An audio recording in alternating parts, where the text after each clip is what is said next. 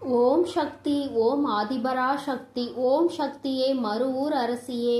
நல்லதே நினைப்போம், நல்லது மட்டுமே நினைப்போம். சக்தி வாக்கு பிள்ளைகளுக்கு இந்த ஆதி சக்தியின் ஆசீர்வாதம் என்றுமே முழுமையாக கிடைக்கும். அவர் எதற்காக வருகிறார், ஏன் வருகிறார், உன் மீது உண்மையான அன்பு கொண்டு வருகிறாரா இல்லையா என்று சொல்கிறேன், கவனமாக கேள் என் தங்கமே. என் அன்பு பிள்ளையே, இன்று உன்னுடைய தாயானவள் உன் வாழ்க்கையை மீட்டெடுத்து உன் கைகளில் கொடுக்க வந்திருக்கின்றேன். என் தங்கமே, உன்னுடைய வாழ்க்கையானது உன்னை விட்டு பிரிந்து சென்று வெகு நாட்கள் ஆகிவிட்டது. என் பிள்ளை, நீயோ கண்ணீரில் அங்கு தத்தளித்து கொண்டிருக்கின்றாய். நம் வாழ்க்கை கடைசி வரையிலும் இவர்களோடுதான் தொடரும் என்று நினைத்தது இப்படி பாதியிலேயே நின்று விட்டது. இனிமேல் நமக்கென்று என்ன நம்பிக்கை இருக்கிறது என்று என் குழந்தை நீ சிந்தித்து கொண்டிருக்கின்றாய். என் தங்கமே, இப்பொழுது அந்த உறவு தான் சிக்கிய மாய வலையில் இருந்து மீண்டு வர தொடங்கிவிட்டார். என் குழந்தையே, உன் வாழ்க்கையை மீட்டெடுத்து அங்கு உன் கைகளில் நான் ஒப்படைப்பதற்காக இப்பொழுது வந்திருக்கின்றேன். என் குழந்தைக்கு மனதிற்கு சந்தோஷத்தை கொடுக்க வேண்டும் என்றுதான் உன் அம்மா நானும் ஆசைப்பட்டு இப்பொழுது வந்திருக்கின்றேன். நான் சொல்கின்ற விஷயங்களை கேட்டுவிட்ட பிறகு இதை நீ எப்படி எடுத்துக்கொள்ள வேண்டும், என்ன முடிவு எடுக்க வேண்டும் என்று நீயே சிந்தித்து ஒரு முடிவினை எடுக்க வேண்டும். என் தங்கமே, யாரும் எந்த விஷயத்தையும் உனக்கு சொல்லி புரிய வைக்க வேண்டிய அவசியம் கிடையாது. இந்த வாழ்க்கை உனக்கு இத்தனை நாட்களும் கற்றுக் கொடுத்த பாடங்களில் இருந்து எத்தனையோ அனுபவங்களை தெரிந்து கொண்டு விட்டாய். நிச்சயமாக நீ தெரிந்து கொண்ட ஒவ்வொரு விஷயங்களும் உன்னை எந்த அளவிற்கு பக்குவப்படுத்தி இருக்கிறது என்று ஒரு முறை நீ சிந்தித்தால் அம்மா சொல்கின்ற விஷயங்கள் எல்லாமே உனக்கு தெளிவாக புரியும். என் தங்கமே, உன் வாழ்க்கையை பற்றிய பயம் உனக்கு அதிகமாக இருந்து கொண்டிருக்கிறது. ஒருவரை சார்ந்து வாழ்ந்ததனால்தான் இன்று அந்த உறவு உன்னை விட்டு பிரிந்து செல்லும் பொழுது உன்னால் அதனை ஏற்றுக்கொள்ளவும் முடியவில்லை. தனியாக நின்று இந்த வாழ்க்கையை உன்னால் சமாளிக்கவும் முடியவில்லை. பிரச்சனைகள் தொடர்ந்து வந்து கொண்டே இருப்பதால் இந்த வாழ்க்கையில் என் பிள்ளை நீ தவித்து நின்று கொண்டிருக்கின்றாய். உன்னுடைய தவிப்பு அடங்குவதற்கு முன்பாகவே இன்று இந்த தாயானவள் உனக்கான அந்த உறவை மீட்டு மீண்டும் உன்னிடத்தில் ஒப்படைக்க வந்திருக்கின்றேன். அதற்கான நல்ல வாக்கினை கொண்டு என் தங்கமே நான் வந்திருக்கின்றேன். அதனால் இந்த பதிவினை முழுமையாக கேள். என் தங்கமே, உன்னை விட்டு பிரிந்து சென்ற உறவு எங்கே சென்றது, அங்கே அவர்களுக்கு என்ன நேர்ந்தது என்பதையும் முழுமையாக நீ தெரிந்து கொள்ள வேண்டும். ஏனென்றால் இந்த வாழ்க்கையில் அவர்கள் கற்று தேர்ந்த சில விஷயங்களை நீ தெரிந்து கொள்ள வேண்டும் அல்லவா? ஒரு உறவு உன்னை இந்த அளவிற்கு காயப்படுத்தி உன்னை தத்தளிக்க விட்டு சென்றிருக்கிறது என்றால் இதனால் என்ன பலன் கிடைத்தது, என்ன லாபத்திற்காக அல்லது எந்த மன நிம்மதிக்காக அவர்கள் விட்டு சென்றார்கள் என்பதனை நீ தெரிந்து கொள்ள வேண்டும் அல்லவா? என் தங்கமே, இந்த சூழ்நிலையில் நிச்சயமாக என் குழந்தை நீ அதை தெரிந்து கொண்டால் உன்னுடைய மனதிற்கு நிச்சயமாக மிகப்பெரிய தெளிவு கிடைக்கும். என் பிள்ளையே, மனதளவில் எந்த ஒரு விஷயத்திற்காக இத்தனை நாள் நீ கலங்கி நின்றாயோ அந்த விஷயத்திற்கான மிகப்பெரிய தெளிவினை இந்த தாயானவள் இன்று உனக்கு கொடுக்க போகின்றேன். காரணம் என்னவென்றால் உண்மை தெரியாமல் உறவை நினைத்து வருந்தி கொண்டிருக்கிறாய். அதைதான் இன்று அம்மா உனக்கு தெரிய வைக்க முயற்சி செய்கின்றேன். என் தங்கமே, நீ நம்பிய உறவானது தேடி சென்றது இன்னொரு உறவை. அது மட்டுமல்லாமல் அங்கே அவர்களுக்கு இதைவிட சந்தோஷமான வாழ்க்கை இருப்பதாக நினைத்து உன்னை விட்டு அங்கே சென்றிருக்கிறார்கள். அவர்களுக்கு அங்கே என்ன பலன் கிடைத்தது என்று கேட்பாயானால் அங்கே முதலில் நல்ல ராஜ வாழ்க்கை தான் அவர்களுக்கு கிடைத்தது. அந்த ராஜ வாழ்க்கையை சந்தோஷமாக வாழ்ந்து கொண்டிருக்கின்ற நேரத்தில் தான் அவர்கள் வாழ்க்கையில் விழுந்தது மிகப்பெரிய பிரச்சனை. யாரை நாடி சென்றார்களோ, உன்னை விட்டு எப்படி இன்னொரு உறவை நாடி சென்றார்களோ அதுபோல அவர்கள் நாடி சென்ற உறவு உன் உறவை விட்டு வேறொரு உறவை தேட ஆரம்பித்து விட்டது. வாழ்க்கையில் ஏமாற்றம் என்றால் என்ன, அவமானங்கள் என்றால் என்னவென்பதை தெரிந்து கொள்ள வேண்டும் அல்லவா? மிகவும் எளிதாக ஒருவருக்கு துரோகத்தை செய்து விட்டேன், அதனுடைய பலனை அடையாமல் விட்டால் எப்படி? அந்த பலனை தான் அவர்கள் அடைவதற்கு இந்த என்று தயாராகி இருக்கின்றார்கள். என் தங்கமே, இந்த வாழ்க்கை நிச்சயமாக அவர்களுக்கு பல கடினமான விஷயங்களை காண்பித்து கொடுத்து விட்டது. அவர்கள் செய்தது எத்தனை பெரிய தவறு என்பதை அவர்களுக்கு புரிய வைத்து விட்டது. புரிய வைத்ததோடு மட்டுமல்லாமல் பல வேதனைகளிலும் சோதனைகளிலும் கிடந்து அதிலிருந்து மீண்டு வர முடியாமல் இப்பொழுது தவித்து மீண்டும் உன்னுடைய உறவே பெரியது என்று நினைக்க இவர் தொடங்கிவிட்டார். என் தங்கமே, ஒரு விஷயத்தை நீ தெளிவாக புரிந்து கொள்ள வேண்டும்.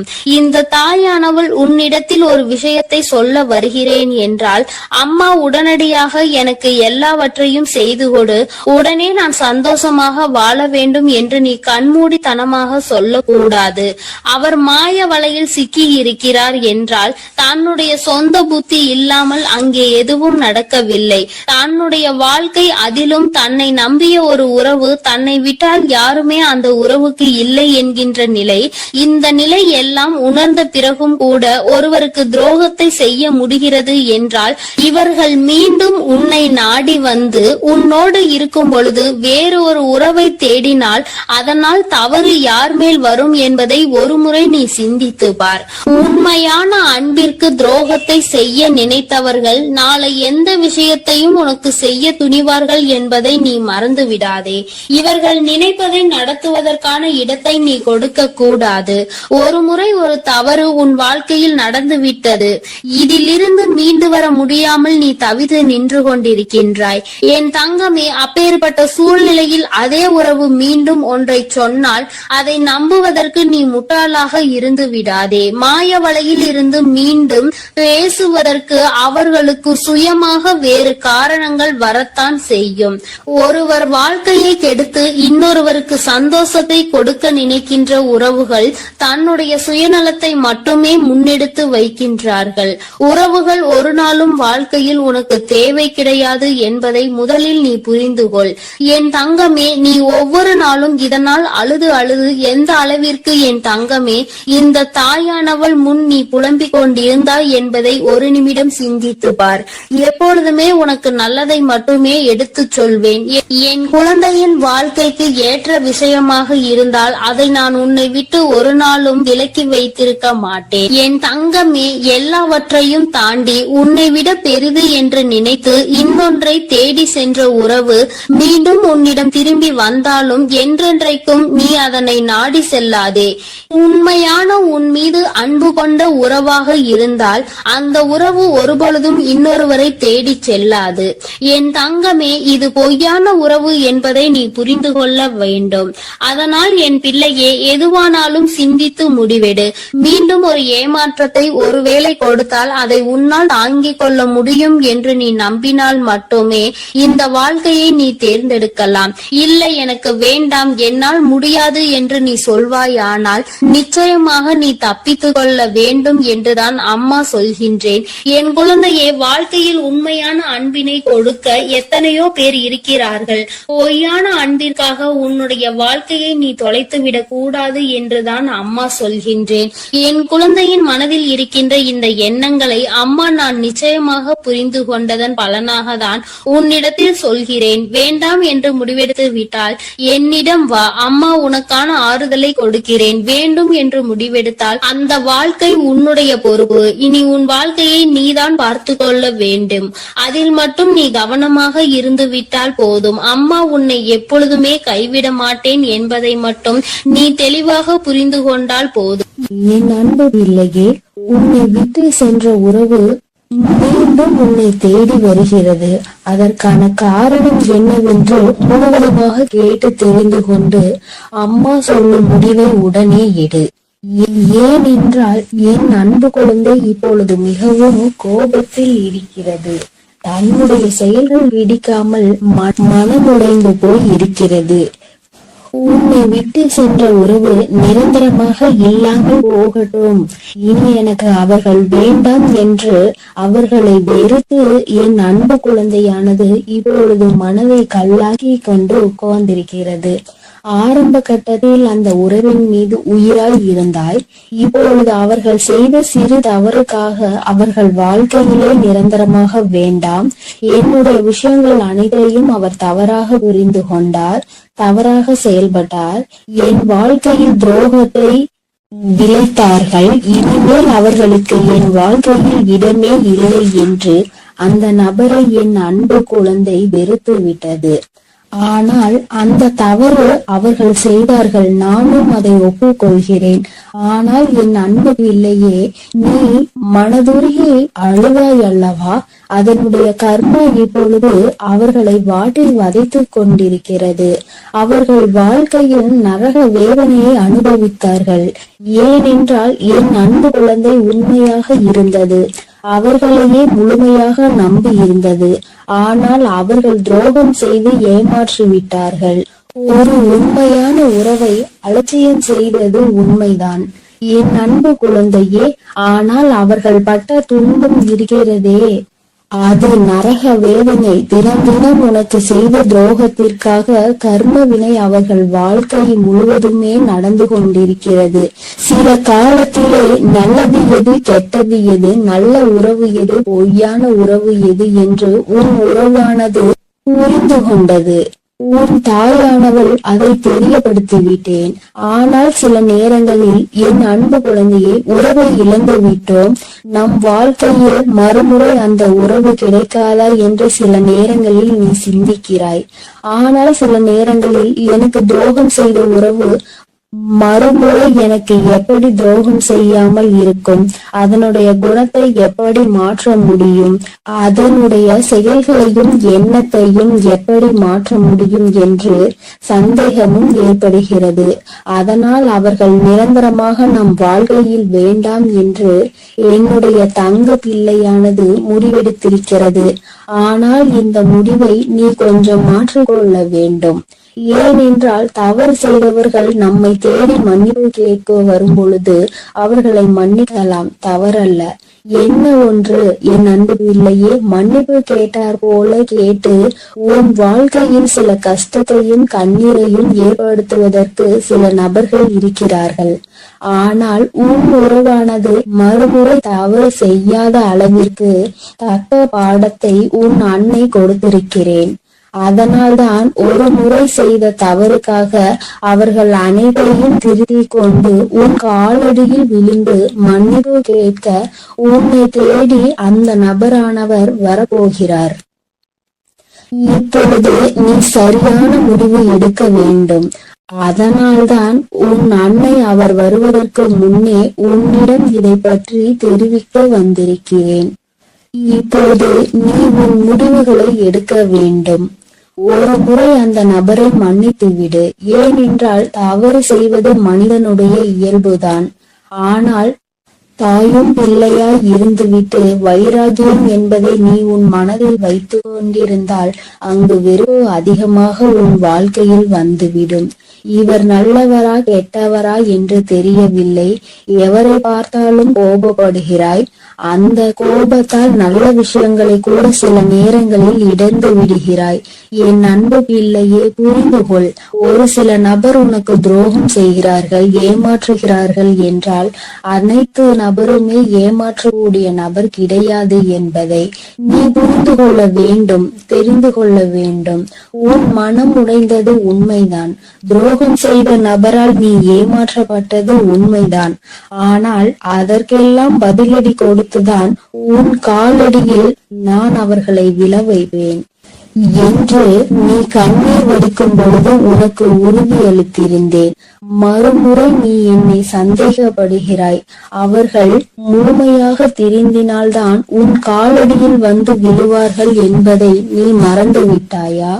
இப்பொழுது நீ அந்த நபரை ஏற்றுக்கொள்ளவில்லை என்றால் அவர்களுடைய வாழ்க்கை என்பது பாதை மாறி, பயணம் மாறி தவறான பாதையில் சென்றுவிடும். அதனால் வரட்டு கௌரவம் பிடிக்காது. அதிகமாக கோபத்தால் நாம் சிந்திக்கும் செயலானது, எடுக்கும் முடிவானது வாழ்க்கையை கெடுத்துவிடும். அதனால் உன் அன்னை சொல்லும் வார்த்தைகளை முழுமையாக நம்பி உன்னை தேடி உன் காலடியில் வந்து விழுகிறார்கள் என்றால் ஒரு முறை அவர்களுக்கு வாய்ப்பை கொடு. மீறி அவர்கள் தவறு செய்கிறார்கள் என்றால் அவர்களுக்கு நான் மிகப்பெரிய தண்டனையை நிச்சயமாக கொடுப்பேன். உன்னை ஏமாற்ற மாட்டார்கள் அவர்கள். ஏனென்றால் நீ ஒரு முறை மனவேதனையில் இருக்கும் பொழுது ஆறுதல் உரைக்க எனக்கு அந்த உறவுதான் வேண்டும் என்று என்னிடம் நீ கேட்டாயல்லவா? என் அன்பு பிள்ளையே, உன்னுடைய ஆசையை நிறைவேற்றுவதற்காகத்தான் நான் உன் உறவை திருத்தி இப்பொழுது உன்னிடமே ஒப்படைக்க போகிறேன். இது உன் அன்னையின் கடமையும் கூட. என் பிள்ளைக்கு என்னென்ன வேண்டும் என்பதை பார்த்து பார்த்து செய்வது ஒரு அன்னையான என்னுடைய கடமை அல்லவா என் அன்பு பிள்ளையே? அதனால் நீ கொஞ்சம் சிந்தித்து ஒரு நல்ல முடிவை எடு. வரட்டு கௌரவம் பிடித்து கொண்டு பழைய விஷயங்களை பேசி பேசி அவர்களை அலட்சியம் செய்து விடாதே. ஏனென்றால் உன்னை அவர் தேடி வரப்போகிறார்கள். வியாழக்கிழமையோ வெள்ளிக்கிழமையோ அல்லது ஞாயிற்றுக்கிழமையாக கூட இருக்கலாம். இந்த 3 தினத்தில் உனக்கு துரோகம் செய்த உறவும் ஏமாற்றிய உறவும் நரக வேதனையை அனுபவித்து தக்க பாடத்தை கற்றுக்கொண்டு உன் தாயின் லீலைகளால் அவர்கள் இனி சின்ன எறும்புக்கு கூட துரோகம் செய்யாத அளவிற்கு மாறி உன்னை தேடி இப்பொழுது வரப்போகிறார்கள். தாயானவள் அவர்கள் வாழ்க்கையில் தகுந்த பாடத்தை கற்றுக் கொடுத்திருக்கிறேன். நல்ல பாடத்தையும் புகட்டி கொண்டிருக்கிறேன். நம்பியவருக்கு துரோகம் செய்தால் என்னென்ன பலன் கிடைக்கும் என்று, இரட்டிப்பு பலன் கிடைக்கும் என்று, அதுவும் என்னுடைய பிள்ளைகளை ஏமாற்றினால் என்ன பலன் கிடைக்கும் என்று அனைத்தையும் உன் உறவானது இப்போது புரிந்து கொண்டது. அதனால்தான் உன் காலடியில் வந்து விழப்போகிறது நிரந்தரமாக. எல்லாம் எதற்காக செய்தேன் தெரியுமா? நீ வடித்த கண்ணீரும் உண்மையான உன்னுடைய பக்தியும் உண்மையான அன்பும் உன்னிடம் இருக்கும் நேர்மையும் இதனால்தான். உன் தாயானவள் நான் இதை உனக்காக செய்திருக்கிறேன். உன்னை எவர் ஏமாற்றினாலும் உனக்கு எவர் துரோகம் செய்தாலும் உன் தாயானவள் ஒருபோதும் பொறுத்து கொள்ள மாட்டேன். அவர்களுக்கு அதற்கான இரட்டிப்பு பலனாக தண்டனை கிடைத்தே தீரும். அதனால் என் வார்த்தைகள் மீது நம்பிக்கை கொண்டு நான் சொல்லக்கூடிய முடிவை எடுத்துவிட்டால் உன் வாழ்க்கையில் சந்தோஷம் என்பது நிரந்தரமாக இருந்துவிடும். உன் உறவு காலடியில் வந்து விலகப்போகிறது. அதை மனமாற ஏற்றுக்கொண்டு வாழ பழகு. பழைய விஷயங்களை பேசாதே. பழைய விஷயங்களில் புத்தி காமித்தால் பழைய நிலைக்கு மாறுவதற்கு சிறிது காலம் எடுக்காது. ஆனால் திரும்பி வரும் பொழுது அவர்களை பழைய விஷயத்தை சொல்லி சொல்லி காமித்து அவர்களை மென்மேலும் கஷ்டப்படுத்த கூடாது. பிறகு அவர்கள் வாழ்க்கையில் தவறான முடிவுகளை எடுத்து விடுவார்கள். அதனால்தான் உன் அன்னை இப்பொழுது இந்த முடிவை எடுக்க சொல்கிறேன் என் அன்பு பிள்ளையே. அதனால் நீ சிந்தித்து ஒரு நல்ல முடிவை சீக்கிரமாக எடுத்துவிடு. ஏனென்றால் அவர்கள் உனக்காகவே வந்து கொண்டிருக்கிறார்கள். அவர்கள் முழுமையாக புரிந்து விட்டார்கள். உன் அன்னை சொல்கிறேன் அல்லவா, என் மீது நம்பிக்கை கொண்டு உன் வாழ்க்கையை நீ ஆரம்பி என் குழந்தையே. அதில் உன்னை எப்பொழுதும் நானே வழிநடத்தி செல்கிறேன். நான் உன்னோடு இருக்கிறேன். நான் உனக்காகவே இருக்கிறேன். நான் இருக்கும் பொழுது நீ எதற்காகவும் கவலை கொள்ள வேண்டாம் என் தங்கமே. நீ நல்லதையே நினை. உன் வாழ்வில் எப்பொழுதும் நான் உனக்கு நல்லதை மட்டுமே செய்து கொடுக்கிறேன். என் அன்பு பிள்ளையே, ஒரு முக்கியமான செய்தியை இன்று உன்னிடம் சொல்வதற்காக உன் வராகி அம்மா நான் வந்திருக்கிறேன். ஏனென்றால் நான் கண்ட காட்சி ஒன்று என்னை கண்கலங்க வைத்து விட்டது. அதை உன்னிடத்தில் சொல்லிவிட வேண்டும் என்றுதான் அம்மா வந்திருக்கிறேன். என்னை விட்டு பிரிந்து சென்ற உன்னுடைய துணையினுடைய இல்லத்திற்கு அம்மா சென்றிருந்தேன். பிரிவுக்கு காரணம் என்னவென்பது உன் பக்கம் ஒரு நியாயம் இருந்தாலும் அவர்கள் பக்கம் இருக்கின்ற நியாயத்தையும் தெரிந்து கொள்ள வேண்டும் அல்லவா? அது என்னவாக இருக்கும் என்று அறிந்து கொள்வதற்காக தான் உன் அம்மா நான் அங்கே சென்றிருந்தேன். அங்கு நான் நான் கண்ட காட்சி என்னவென்பதையும் குழந்தையே நீயும் தெரிந்து கொள்ள வேண்டும் அல்லவா? அம்மா உன்னிடத்தில் அதனை சொல்லியே தீர வேண்டும் என்று வந்திருக்கிறேன். நான் சொல்கின்ற விஷயங்கள் உனக்கு நிச்சயமாக மன கஷ்டத்தை தான் கொடுக்க போகிறது. ஆனால் அதற்கான தீர்வும் இதில் முடிவில் உனக்கு கிடைக்க போகிறது. அதற்கு காரணம் என்ன தெரியுமா? நீ குழம்பிக் கொண்டிருக்கின்ற இந்த விஷயம் உனக்கு முதலில் தெளிவான பதிலை கொடுக்கும். அதன் பிறகு நல்லதொரு முடிவை கொடுக்கும். என் குழந்தையே, வாழ்க்கை துணை என்று அம்மா சொல்வது உனக்கு திருமணம் முடிந்த வாழ்க்கை துணையாகவோ அல்லது இப்பொழுது உன்னோடு பழகி கொண்டிருக்கிற உன்னுடைய எதிர்காலத்தில் உனக்கு துணையாக வரப்போகின்றவர் என்று நினைத்து கொண்டிருப்பவர் யாரோ ஒருவர். என் குழந்தையை யாராக இருந்தாலும் சரி, அவர்களினுடைய மனநிலையில் உன்னை பிரிந்து சென்ற பிறகு என்னவாக இருக்கிறது? எதற்காக உன்னை விட்டு பிரிந்து சென்றார்கள்? அவர்களின் இல்லத்தில் நான் கண்ட காட்சி என்னவென்பதை அம்மா உனக்கு இப்பொழுது விரிவாக சொல்கிறேன். என் குழந்தையே, ஒரு முறை உன்னுடைய மனதினை ஒருநிலைப்படுத்தி இந்த வராகியை அன்போடு நினைத்துக்கொள். எந்த விதமான கலக்கமும் உனக்கு தேவையில்லை. எல்லாவற்றிற்கும் உன் தாயானவள் நான் இருக்கிறேன் என்பதை நீ புரிந்து கொண்டால் போதும். என் தங்கமே, நானும் உன் துணையினுடைய மனதில் என்ன இருக்கிறது என்று தெரிந்து கொள்ள சென்றேன். அங்கே உன்னுடைய துணை என் மனதை தவிர மற்றவர்களின் மனதில் என்ன இருக்கிறது என்பதை அறிந்து கொண்டு உன் அம்மா இப்பொழுது வந்திருக்கிறேன். என் தங்கமே, யார் யார் என்ன நினைக்கிறார்கள் என்பதை முதலில் சொல்கிறேன். அதன் பிறகு ஏன் உன் துணை இப்படி ஒரு முடிவை எடுத்தது என்பதை நீ புரிந்து கொள்வாய். என் தங்கமே, உன்னுடைய துணையின் இல்லத்தில் இருக்கின்றவர்கள் உனக்கு எதிராக இருக்கிறார்கள். அவர்களின் மனதில் உன்னை பற்றிய தவறான எண்ணங்கள் இருக்கிறது. அதற்கு காரணம் நீ பேசிய சில வார்த்தைகள். நீ பேசியது நியாயமாகவே இருந்தாலும், உன் பக்கம் நியாயம் இருந்தாலும் அது அவர்கள் பக்கம் தவறாக தான் தெரிகின்றது. ஏனென்றால் எல்லோருமே தான் நினைப்பதுதான் சரி என்று நினைக்கிறார்கள் அல்லவா? அவர்களினுடைய எண்ணங்களும் அப்படிதான் இருந்து கொண்டிருக்கிறது. என் தங்கமே, அது மட்டும் அல்ல, அவர்களுக்குள் ஏற்பட்ட அந்த எதிர்மறையான எண்ணத்தை உன்னுடைய துணையின் மனதில் விதைத்து கொண்டிருக்கிறார்கள். அதிகமாக உன்னுடைய துணையின் மனதில் தேவையில்லாத விஷயங்களை கலந்து கொண்டிருக்கிறார்கள். உன்னுடைய துணையோ தவறாக உன்னை பற்றி நினைப்பதற்கு என்னென்ன வழிகள் இருக்கிறதோ அத்தனை வழிகளையும் அவர்கள் கொடுக்கும் பொழுது இவரும் அப்படி இல்லை என்று சொல்லாமல் அந்த விஷயத்தை காது கொடுத்து கேட்டுக் கொண்டிருக்கின்றார். என் தங்கமே, உன்னுடைய வாழ்க்கையில் இது போன்ற ஒரு விஷயம் நடக்கிறது என்னும் பொழுது என் குழந்தை அதை உன்னால் ஏற்றுக்கொள்ள முடியாது என்பது நான் நன்கு அறிந்த விஷயம்தான். ஆனால் இவையெல்லாம் நடக்கும் பொழுது உன்னுடைய துணை அமைதி காத்ததற்கு என்ன காரணம் என்பதையும் தெரிந்து கொள்ள வேண்டும் அல்லவா?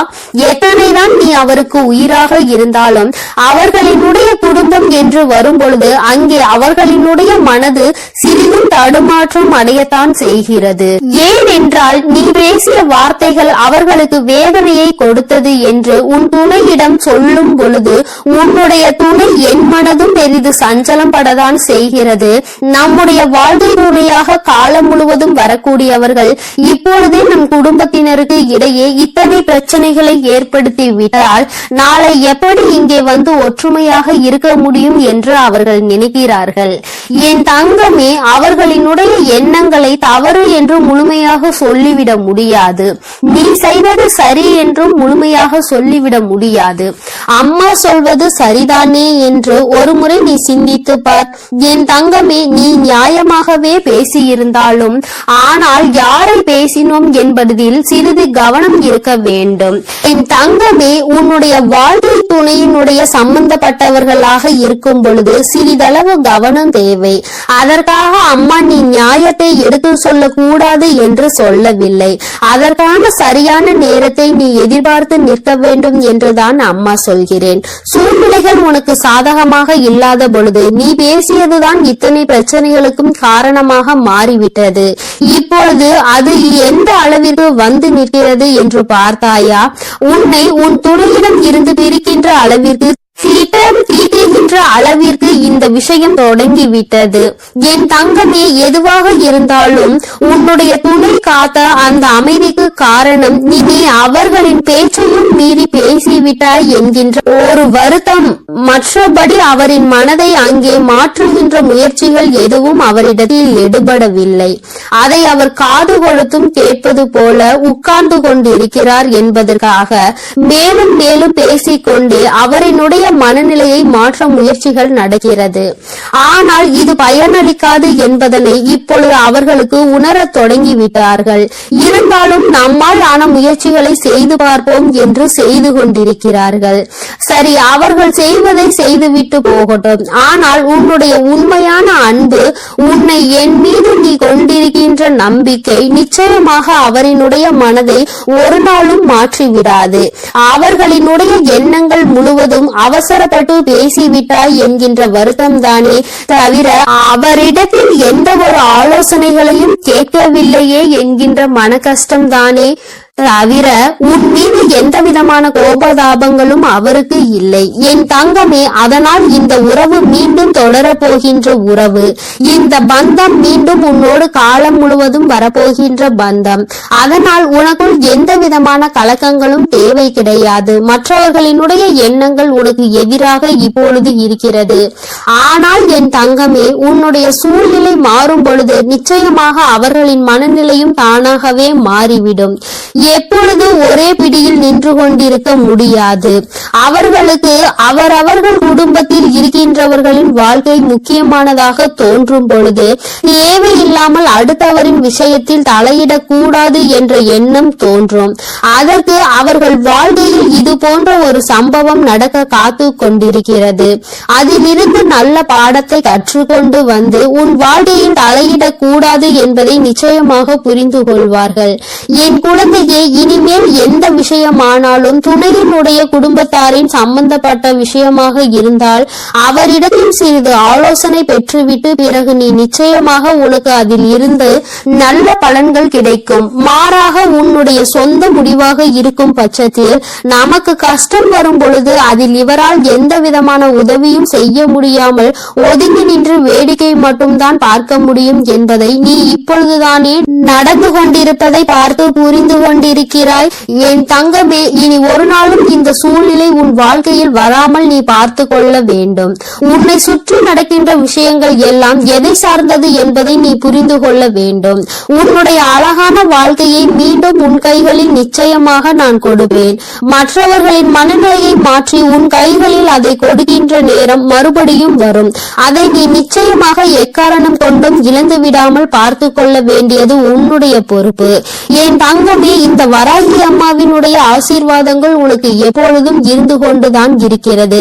ஆனால் உன்னுடைய வாழ்க்கை உன் கையில் தான் இருக்கிறது என்பதை நீ மறந்து விடாதே. சர்வ நிச்சயமாக இந்த வராகியானவள் கொடுத்த வாக்கினை நிச்சயமாக நிறைவேற்றி காட்டுவாள். நான் உன் வாழ்க்கையை உன் கைகளில் கொடுக்கிறேன் என்று சொல்லி இருக்கிறேன் அல்லவா? சர்வ நிச்சயமாக உன் வாழ்க்கையை நான் உன் கைகளிலேயே ஒப்படைப்பேன். அதுவரையிலும் நீ சற்று பொறுமையாக நம்பிக்கையோடு காத்திருந்தால் மட்டும் போதும். நடப்பது எல்லாம் என் அன்பு குழந்தைக்கு இந்த ஆதிபராசக்தியின் அன்பும் ஆசீர்வாதமும் முழுவதுமாக கிடைக்கும். ஓம் சக்தி, ஓம் ஆதிபராசக்தி.